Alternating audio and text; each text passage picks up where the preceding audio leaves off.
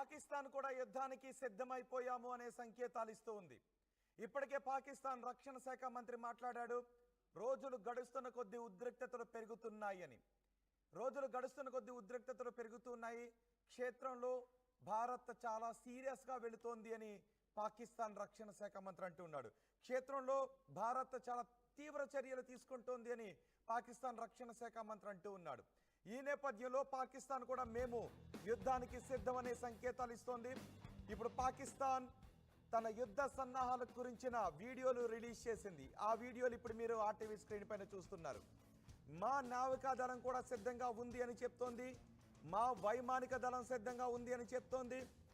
మా ఆర్మీ కూడా సిద్ధంగా ఉంది అని పాకిస్తాన్ మిలిటరీ విభాగం చెప్తోంది. ఇప్పటికే రోజు రోజుకి భయంలో ఉన్న పాకిస్తాన్ వాళ్ళ యుద్ధ సన్నాహాల గురించిన వీడియోలు రిలీజ్ చేశారు. ఇప్పుడు మీరు ఆర్టీవీ స్క్రీన్ పైన చూస్తూ ఉన్నారు. యుద్ధ ట్యాంకర్లను సరిహద్దులకు తరలిస్తోంది పాకిస్తాన్. అంతేకాదు కొన్ని నిర్ణయాలను కూడా తీసుకుంటోంది. ఐఎస్ఐ చీఫ్కి జాతీయ భద్రతా సలహాదారు, నేషనల్ సెక్యూరిటీ అడ్వైజర్ పదవిని కూడా కట్టబెట్టింది. ఐఎస్ఐ చీఫ్కి జాతీయ భద్రతా సలహాదారు పదవిని కూడా కట్టబెడుతూ నిర్ణయాన్ని తీసుకుంది. మరోవైపు పాకిస్తాన్ ఉగ్ర మూలకం, పాకిస్తాన్ ఉగ్ర గురువు, పాకిస్తాన్ పెంచి పోషిస్తున్న లష్కరే తోయిబా చీఫ్ హఫీజ్ సయీద్కి భారీ భద్రతను కల్పిస్తూ కూడా నిర్ణయాన్ని తీసుకుంది. ఎక్కడ భారతదేశం హఫీజ్ సయీద్ని వేసేస్తుందోననే భయం పాకిస్తాన్లో కనిపిస్తూ ఉంది. పిఓకేను ఎక్కడ భారత్ స్వాధీనం చేసుకుంటుందో అనే భయం పాకిస్తాన్కి ఉంది. పాకిస్తాన్పై యుద్ధాన్ని ప్రకటిస్తే పాకిస్తాన్ రూపురేఖలు, అస్తిత్వం ఎక్కడ మొత్తం మారిపోతుందో, కోల్పోతుందనే భయం ఉంది. అందుకే చూడండి ఒకసారి ఆర్టీవీ స్క్రీన్ పైన. ఇప్పుడు మీరు చూస్తున్నది పాకిస్తాన్ యుద్ధ సన్నాహాలను ఆర్టీవీ స్క్రీన్ పైన చూస్తున్నారు. పాకిస్తాన్ కొన్ని వీడియోస్ని రిలీజ్ చేసింది. మేము దేనికైనా సిద్ధంగా ఉన్నామని.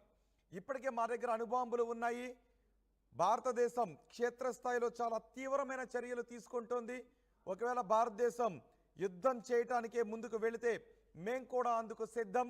మా అస్తిత్వానికి దెబ్బతీసే పరిస్థితులే వస్తే మేము అణుబాంబులు వేయడానికైనా సిద్ధమని పాకిస్తాన్ అంటుంది. అందుకే చూడండి ఒక్కసారి ఆ ఆర్టీవీ స్క్రీన్ పైన ఇప్పుడు మీరు చూస్తున్నది పాకిస్తాన్ సైన్యాన్ని బోర్డర్లోకి పంపిస్తున్నటువంటి దృశ్యాలు, పాకిస్తాన్ వైమానిక దళాన్ని అలర్ట్ చేస్తున్నటువంటి దృశ్యాలు, పాకిస్తాన్ నావికా దళం సిద్ధమవుతున్నటువంటి దృశ్యాలు, ఇవన్నీ కూడా పాకిస్తాన్ రిలీజ్ చేసింది. అంటే భారత్ ఎక్కడా తగ్గట్లేదు కాబట్టి మేము కూడా యుద్ధానికి సిద్ధమనే సంకేతాలను భారత్ ఇస్తుంది. అంటే ఇప్పటికే పాకిస్తాన్ ఆర్మీ రాజీనామాలు చేసి వెళ్ళిపోతున్నటువంటి నేపథ్యంలో పాకిస్తాన్ అడుగుతోంది వాళ్ళ రాజీనామాలు చేస్తున్న వృద్ధ సైనికులను తిరిగి సైన్యంలో చేరండి అని చెబుతూ మేకపోతు గాంభీర్యాన్ని ప్రదర్శిస్తుంది. మనం ఇప్పటికే ఎలక్ట్రానిక్ వార్ఫేర్ని లాంటి వ్యవస్థలను కూడా సరిహద్దులో మోహరించి ఉంచాం. పాకిస్తాన్కి చెందిన డ్రోన్లు, విమానాలు, యుద్ధ విమానాల నావిగేషన్ని జామ్ చేయడానికి కావాల్సిన చర్యలు తీసుకున్నాం. మన త్రివిధ దళాలు సిద్ధంగా ఉన్నాయి.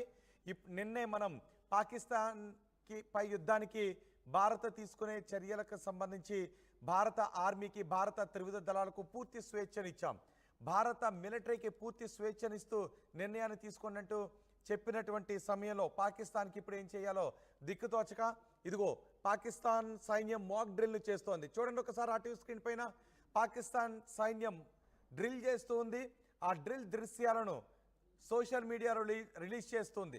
మేము దేనికైనా సిద్ధం, మేము యుద్ధానికి సిద్ధంగానే ఉన్నాం, మా సైనికులు సిద్ధంగా ఉన్నారు, మా ట్యాంకర్లు సిద్ధంగా ఉన్నాయి, మా మిలిటరీ సిద్ధంగా ఉంది అనే సంకేతాలను ఇస్తూ ఇలా డ్రిల్ చేస్తున్న దృశ్యాలను ఇప్పుడు సోషల్ మీడియాలో పోస్ట్ చేసింది. ఒకవైపు భయం వెంటాడుతోంది, మరోవైపు మేము దేనికైనా సిద్ధంగా ఉన్నాము అనే మేకపోతు గాంభీర్యాన్ని ప్రదర్శిస్తూ వాళ్ళు ముందుకు వస్తూ ఉన్నారు.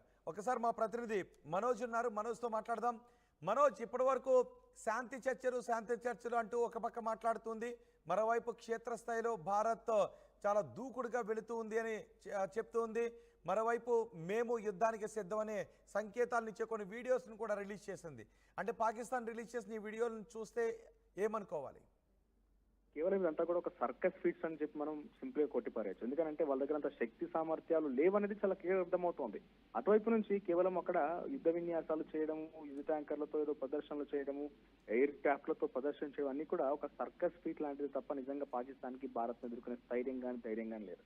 ఎందుకంటే నిజంగానే అటువంటి స్థైర్యం కనుక ఉంటే యుఎన్ దగ్గరికి వెళ్ళిపోయి అక్కడ ఒయ్యో కుర్రో మొర్రో నాకు మోదీ చంపాలనుకుంటున్నారు, భారత్ మొత్తం కూడా మాకు 30 దాడి చేసి వాళ్ళు హతమార్చాలనుకుంటుందని చెప్పి వేడుకొని అక్కడ పెద్ద ఎత్తున ఒక సింపతి గెయినింగ్ కోసం ప్రయత్నం చేయకపోవచ్చు. ప్రస్తుతం యుద్ధ విన్యాసాలు చేస్తోందని అంటే ఇంకొక ఇంపాక్ట్ మనం చాలాసార్లు మాట్లాడుకున్నాం రోహిత్. వారి దగ్గర ఫ్యూయల్ కూడా లేదు. ఈ యుద్ధ విన్యాసాలు చేస్తూనే ఆ ఫ్యూయల్ మొత్తం కూడా పూర్తిగా కిల్ చేస్తారేమో అని చెప్పి అక్కడ ప్రజలు కూడా భయపడుతుంటున్నారు. బహుశా వాళ్ళకి నిజంగానే యుద్ధం చేయాలంటే ప్రతి దాంట్లో కూడా ఫ్యూయల్ మ్యాండేట్ కాబట్టి 4 days ఆఫ్ ఫ్యూయల్ స్టాక్ మాత్రమే వాళ్ళ దగ్గర ఉంది నిజంగా యుద్ధం చేయాలంటే. అటువంటి నేచర్లో వాళ్ళు కేవలం యుద్ధ విన్యాసాలు చేస్తున్న ఫ్యూయల్ మొత్తం డ్యామేజ్ చేసేస్తున్నారు, వాటిని వినియోగిస్తున్నారు. తర్వాత యుద్ధం కనుక వస్తే మన పరిస్థితి ఏంటనే ఒక ఆందోళన బహుశా పాక్ ఆర్మీలో ఉండుంటుంది, అక్కడ ప్రజల్లో కూడా ఉండుంటుంది.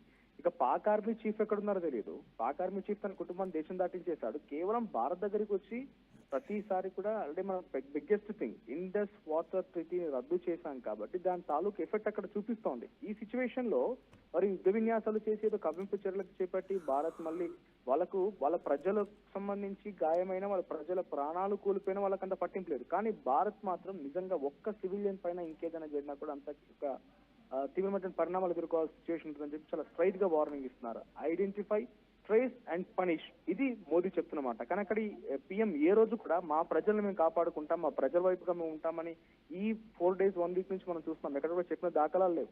సో వాళ్ళకి least concern about their public.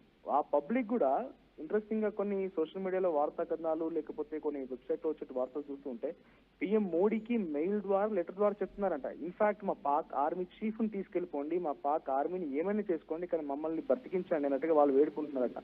అటువంటి ఇంట్రెస్టింగ్ గాసిప్స్ అంటామా లేకపోతే కొన్ని చర్చలే జరుగుతున్నాయి.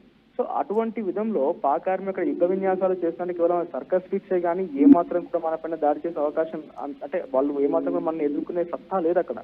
సో ఎల్ఓసి వెంట ఎటువంటి యుద్ధ విన్యాసాలు మనోజ్ ఈ 2 రోజుల నుంచి చూస్తుంటే ఎప్పుడైతే పాకిస్తాన్ అంటూ ఉంది 24 గంటల నుంచి 36 గంటల్లో భారత్ మాపై ఏమైనా చేసే అవకాశం ఉంది, క్షేత్రస్థాయిలో భారత్ చాలా దూకుడుగా ముందుకు వెళ్తుంది, తీవ్ర చర్యలు తీసుకుంటుందని ఆ రక్షణ శాఖ మంత్రి ఏమన్నాడు, పాకిస్తాన్ రక్షణ శాఖ మంత్రి ఏమన్నాడు అంటే క్షేత్రస్థాయిలో భారత్ చాలా తీవ్ర చర్యలు తీసుకుంటూ ముందుకు వెళుతోంది అని. సో మేము యుద్ధానికి సిద్ధం అనే సంకేతాలు ఇస్తున్నారు, శాంతి వచనాలు కూడా అంటున్నారు. సో ఈ 2 రోజుల నుంచి చూస్తూ ఉంటే పాకిస్తాన్ వైపు నుంచి కూడా సైనిక యాక్టివిటీ పెరిగినట్టుగా కనిపిస్తుంది. అంటే ఇంకా యుద్ధం తథ్యం అనే విషయానికి వాళ్ళు కూడా వచ్చేసారనుకోవాలా? బట్ ఎగ్జాక్ట్ గా యుద్ధం తథ్యమనే ఉద్దేశంతోనే ఉన్నారు వారు కూడా. నిజంగానే భారత్ కనుక దాడి చేయాల్సిన సిచ్యువేషన్ లో కొంచెమైనా డిఫెండ్ చేయగలుగుతాం కదా, కొంచెం కొద్దిలో గొప్ప మేము కూడా యుద్ధం చేయాలి కదా, సింపుల్గా కూర్చోలేరు కాబట్టి అటువంటి విన్యాసాలు చేస్తోంది. మీరు గమనించండి రోహిత్, పాక్ ప్రధాని ఏ రోజు కూడా అక్కడ పబ్లిక్ గురించి మాట్లాడలేదు, అక్కడ పబ్లిక్ గురించి ఆయన మేము కాపాడుకుంటామని కానీ సిచ్యువేషన్ మాట్లాడలేదు. మనం మరియం షరీఫ్ చూసాం, మా నాన్న చాలా పెద్ద ఎత్తున న్యూక్లియర్ బాంబ్ గా మార్చాడని చెప్పింది ఆవిడ. తర్వాత ఈ రోజు మనం మాట్లాడే ఒక సెనేటర్ కూడా మా దగ్గర ఉన్నటువంటి జనాభా ప్రతి ఒక్కరు సైనికుడిగా మారిపోయి యుద్ధం చేస్తామని చెప్పి అక్కడి ప్రజల్లో ఒక యూనిటీని తీసుకొచ్చే విధంగా వాళ్ళ మాటలు కనబడుతున్నాయి. కానీ పబ్లిక్ లో కూడా ఈ సైన్యంగా మార్చేస్తామనేటువంటి మాటలో యూనిటీ పెంచడం ఒక ఎత్తు అయితే వాళ్ళ ప్రాణాలు పోయినా కూడా పెద్దగా లెక్క చేయని తత్వం కనబడుతోంది. కానీ మోదీ మన ప్రధాని ఎక్కడ కూడా మీరంతా సిద్ధమైపోండి యుద్ధానికని చెప్పడం లేదు. నేనంతా సిద్ధంగా ఉన్నాను, భారత్ 3 దినాలకు ఫ్రీ హ్యాండ్ ఇచ్చేసాను, everything going to happen very soon అన్నట్టుగానే ఉన్నారు. కానీ ఈ రోజు కూడా మన పబ్లిక్ ని రెచ్చగొట్టే విధంగా మన పబ్లిక్ యుద్ధానికి సిద్ధం కానీ రకంగా ఎక్కడ మాట్లాడలేదు. అక్కడ ఒక ఇంటర్నల్ యుద్ధం జరుగుతోంది, వేర్పాటువాదం గురించి కానివ్వండి, ఇంటర్నల్ ఇంకేదో జరుగుతోంది. వాటన్నిటి కూడా కంట్రోల్ చేసే ఉద్దేశంలో భాగంగానే ఇందాక మీరు అన్నట్టుగా రక్షణ మంత్రి కానివ్వండి, ఇన్ఫర్మేషన్ బ్రాడ్కాస్టింగ్ మినిస్టర్ అతౌల్లా తలార్ ఆయన కూడా మాట్లాడిందంటే 24 గంటల నుంచి 36 గంటల్లో భారత్ మా పైన దాడి చేసే అవకాశం ఉందని చెప్పడంలో ఒక అర్థం. ఫస్ట్ థింగ్ యుఎన్ దగ్గరికి వెళ్ళిపోయి యుఎన్ దగ్గర ఏం చెప్పుకున్నారు, మా పైన భారత్ దాడి చేసే అవకాశం ఉంది, మమ్మల్ని